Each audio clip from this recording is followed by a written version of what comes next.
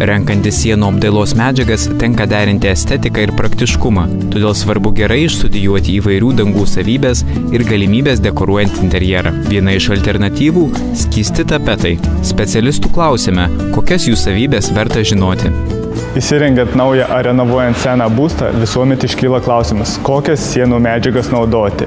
Skirtumas tarp skystų tapetų ir kitų analogiškų medžiagų yra tas, kad užnešus šią medžiagą ant sienos gaunamas vienalytis paviršius. Sužinojome, jog skysti tapetai gelbsti nuo nepatrauklių sienų įtrūkimų, pažeidus dangą galima greitai ir lengvai atlikti nedidelius pataisymus. Ši medžiaga lengvai tepama ant bet kokio paviršiaus. Ją lengvai užnešite tiek ant lenktų, gaubtų paviršių, ant įvairių arkų ar kolonų. Jeigu reikia suformuoti kažkokias nišas, palikti vietas rozetėms, nusprendėme daugiau sužinoti apie skystų tapetų dengimą.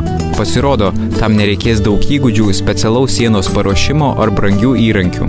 Jeigu turime gipsinę sieną, užtraukime tiesiog siūlės ir varžtus ir užgruntuojame gruntu.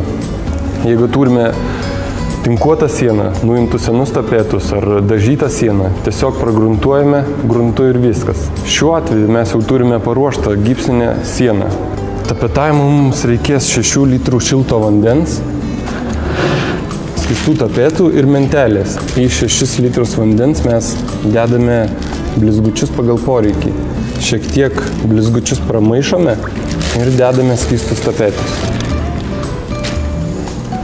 Labai svarbu visą masę gerai išmaišyti, kad pilnai išbrinktų visos tapetuose esančios detalės. Maišome tol, kol tampa masė tokia lipšni. Išmaišytą masę dedame atgal į tą patį maišą.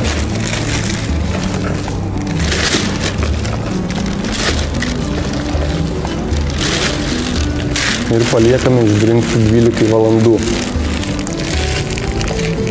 Kadangi mes jau turime išbrinkintą mišinį, mes tiesiog galime pradėti darbus dabar. Tepimas prasideda nuo to, kad imame saują tapetų ir tiesiog dedame ant sienos dalį. Ir išlyginame į visas pusės, kad tolygiai pasidengtų ant sienos. Svarbu pradėti nuo kurio nors krašto, bet ne nuo vidurio, kad nepradėtų eigoje džiūti. Šią sieną užtepti nereikia daug laiko. Net nepatyręs meistras gali tai atlikti per 1 arba 2 valandas.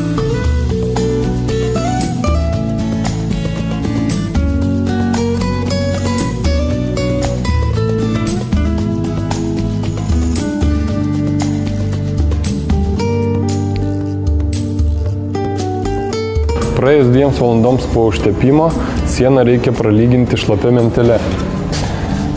Pabaigus sieną lyginti, paliekame ją džiūti 1 arba 2 paroms, priklausomai nuo kambario drėgnumo.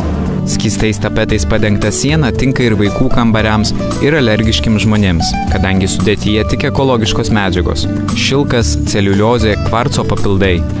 Skystų tapetų yra daugybė raštų ir atspalvių. Juos galime maišyti vieną su kitu, kaip ir naudoti atskirai. Ši medžiaga reguliuoja patalpos drėgnumą. Perteklinė drėgmė jinai sugeria, o esant sausam patalpos orui drėgmę išskiria.